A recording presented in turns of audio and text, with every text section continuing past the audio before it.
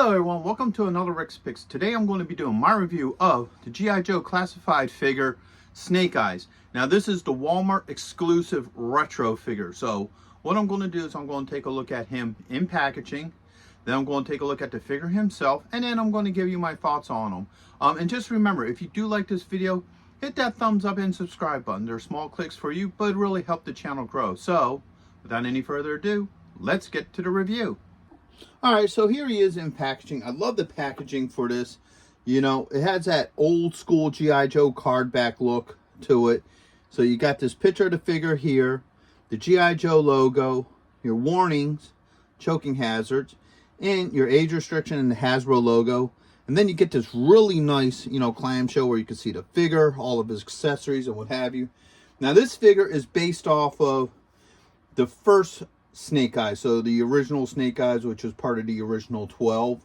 So that's why I like this. Usually the two most popular Snake Eyes is this version and then the second version. The second version is the one that comes with the visor and what have you. So let's spin them around. Okay, so here's the back. You got your file card. You got everybody who's part of this lineup, and also you got your legal here. Now, one of the issues I do have with this, and it's not so much the figure and card back, it's the shipping, okay? I had this shipped from Walmart because this is a Walmart exclusive. And as you look, you can see the card is bent. And the reason for that is because Walmart likes to ship these figures in these little baggies here, So because of that, you get damage to the card back. I'm lucky with this one. I didn't get that much. It's just a little bent. But I've seen it from other YouTubers and even a few of them that I got myself to where the card is really bent up, got nicks in the corners and stuff. So that's the only bummer about these figures, getting them, online and having Walmart ship them. Now, if you find them in the store, you're having a better chance of getting them without a damaged card back. But characters like Snake Eyes, Storm Shadow, maybe Gun-Ho, Zartan, they're hard to find in the store. If you find those in the store, you got lucky.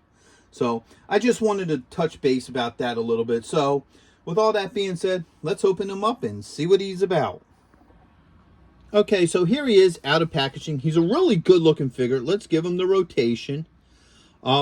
He has no color on him whatsoever, which he's not supposed to, because the original Snake Eyes figure was actually created to have no deco. He was right out of, the manufacturing bin, into packaging. There was no colors added to him. Because for any of you who don't know, what deco is any extra colors that they add to the mold.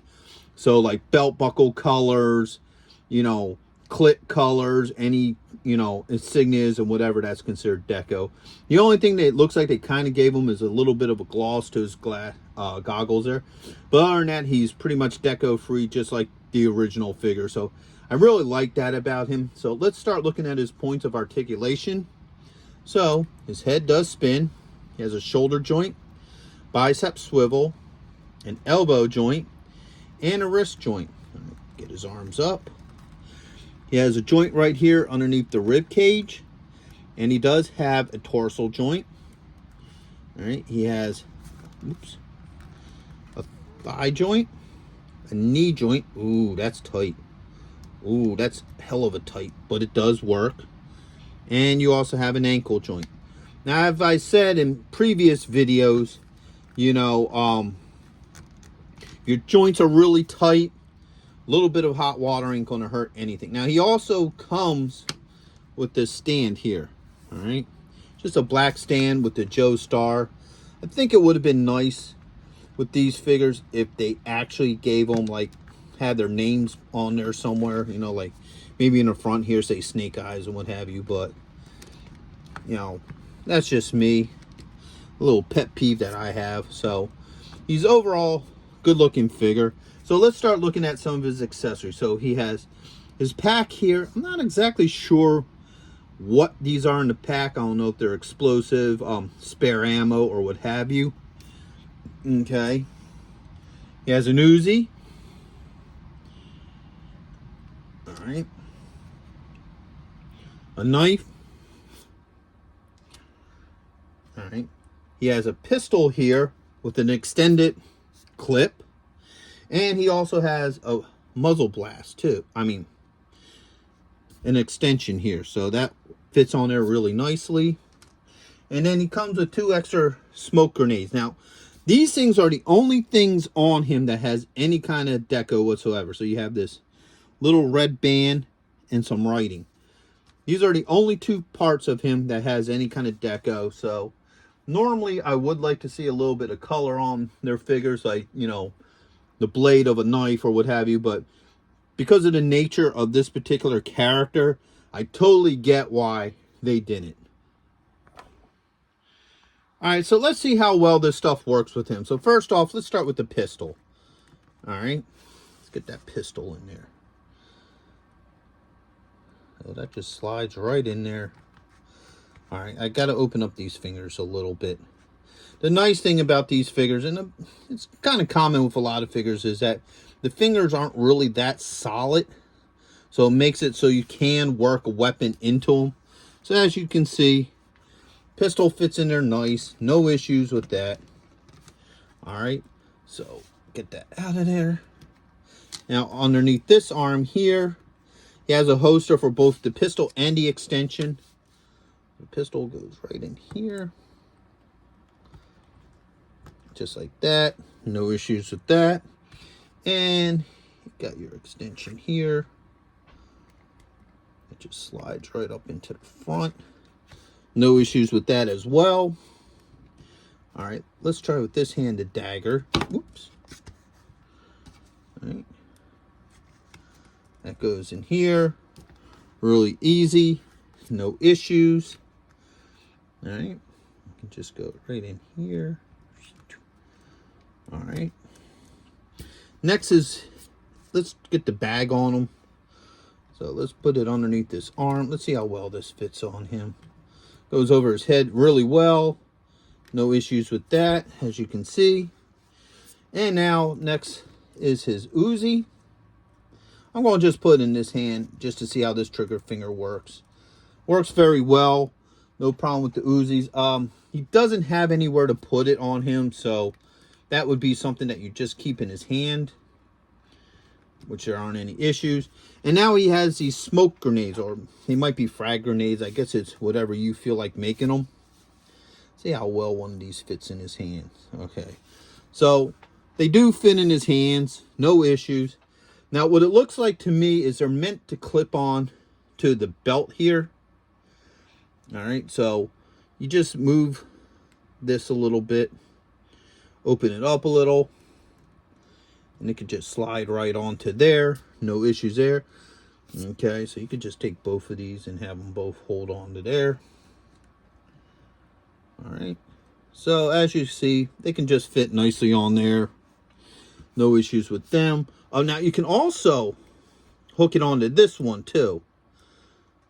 Let's see. Let me see if I can get that on there. Here. Oops.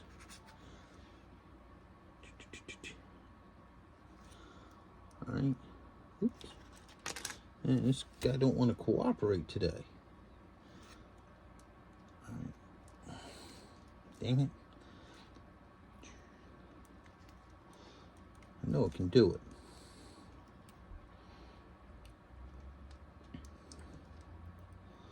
Come on, you goofy little thing.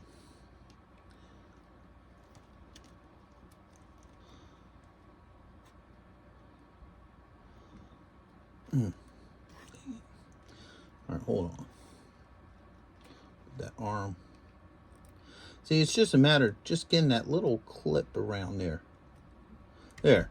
And me personally, okay, see, as you see, it's on there.